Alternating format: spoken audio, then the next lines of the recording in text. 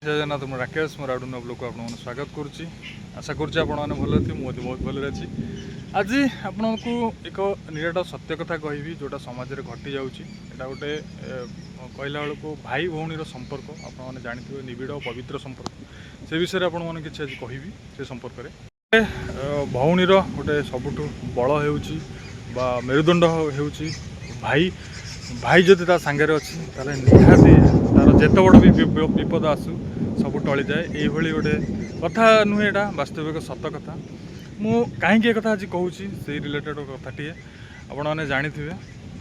एक किसी भौणी और किसी झील मान कथा कहबी समस्त कथा नुहे यहाँ किसी झील मान कथा कहबी सेमती कह गले आपने जानते गोटे बापा माँ गोटे झीलटे जन्म करने पाठ पढ़े ताकू समाज रे माने भल मनीषटे करने गढ़ी तोलियापी पूरा तांकर जीवन जाकर पैसा लगाती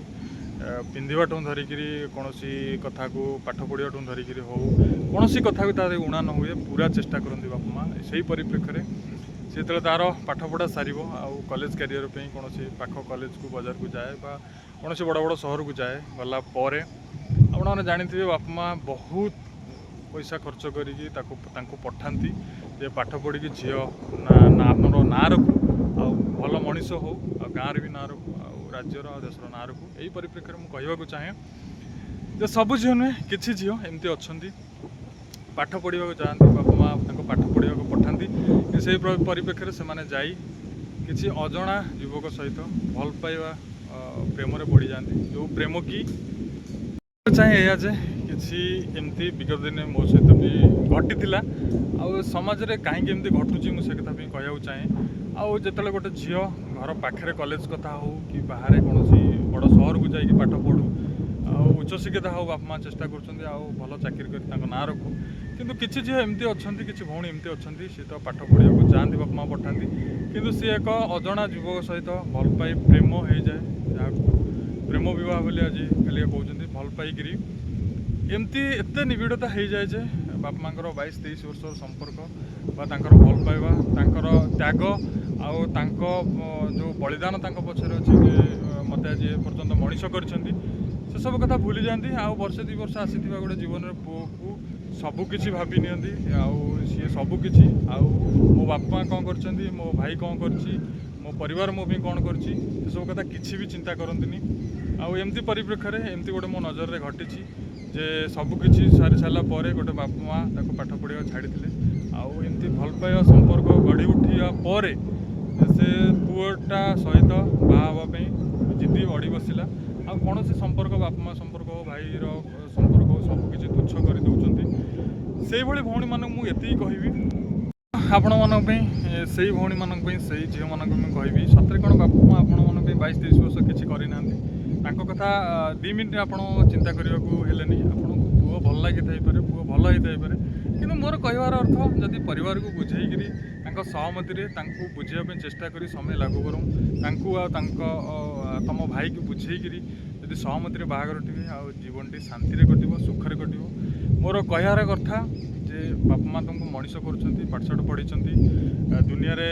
शिक्षित कर परिचय देकरी समाज को आनी सबू किसी एटलिस्ट बापा माँ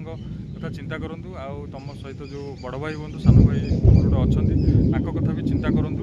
आउ जीवन में भल पाया बाहर को मुझे विरोध करूनी कि कहबार उद्देश्य हूँ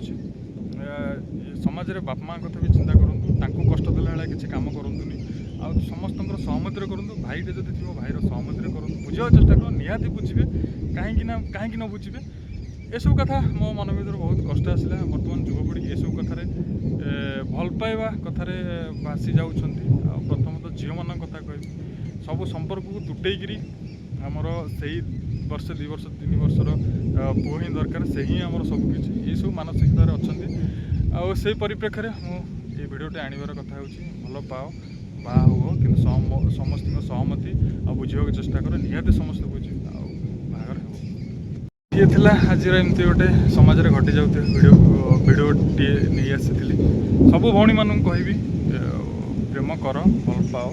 निज इच्छार बाहा हो निज पसंद बाहा हो किंतु परिवार को बुझाऊ चेष्टा कर परिवार को सांगे नहीं चलने को चेष्टा कर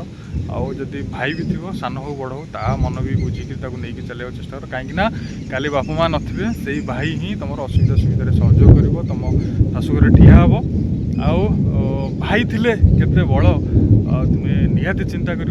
से बयस को गले सबू भौणी मानू कहबी बापा माँ और भाई को नहीं चलतु आपण संसार सुख दुख लगी रज सुख अच्छी काली दुख न आस कि माने ना आउ से परिप्रेक्षी में समस्त कहबी भाई की सांगे नहीं चलतु बापा माँ आज अच्छा काली नथिबे आउ भाई थिले भौणीर केते बड़ आउटा जी अनुभव कर जानी आउ एमती गोटे मो मन को आसला समाज में घटी जाऊला जेहेतु घटी जाऊँगी से परिप्रेक्षी में आपण मान पाखे सेयार करने चेष्टा कली आपण केमती लगे भिडटी निश्चय कमेंट करेंगे आउ लाइक करेंगे आउ मो चैनल को सब्सक्राइब करेंगे रही जय जगन्नाथ नमस्कार।